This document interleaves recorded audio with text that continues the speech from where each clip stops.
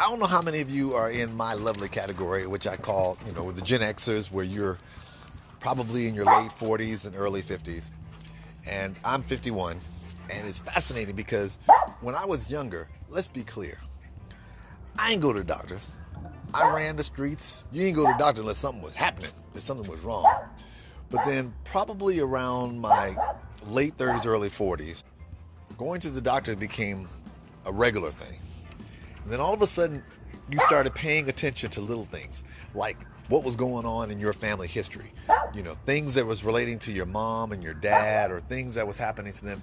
You started realizing, wait a minute, these things might happen to me. So now, as I hit my late 40s and early 50s, things pop up that they talk to you about.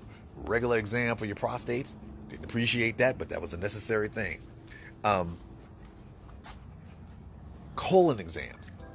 Of course, we all know about the passing of Wakanda is Forever, Chad Boseman, but I started having those discussions with my doctors like late too, and all of a sudden, your lab work becomes your closest friends. You start looking at your lab work, you start paying attention to the medications you're taking, and let's be clear, it was amazing when I started finding myself in this situation where, you start paying attention to those little things, like what you're eating, the vitamins they give you, the medications they give you. All these things sound weird, but they all become relevant when you start thinking about it from the standpoint that, oh my gosh, I'm not gonna live forever. And not trying to be funny, you start treating your health in a much different light. Now, excuse the fuzziness, but it's fascinating because I started to realize more and more that my relationship with my doctor became much more real.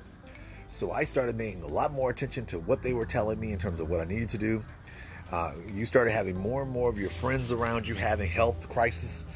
In the short time that I've been on this earth, by the time I hit probably my mid 40s and so forth, I'd had a couple of friends who had had heart attacks, a few friends who had strokes, friends who had near-death experiences. It took on a whole new vibe.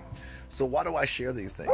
When you get older, your relationship with your doctor becomes real because you start realizing that you are not going to live forever. And all those little things that your parents had to go through and you used to wonder why were they going to the doctor so much, you're now in that exact same position. So if you're like me, you're the first one who sits up here and says, look here, I ain't got nothing but love for my doctor because they are keeping me here a day longer so I can live life to the fullest. So if you're in that category too, make sure you have a great relationship with your doctor because you're in this together.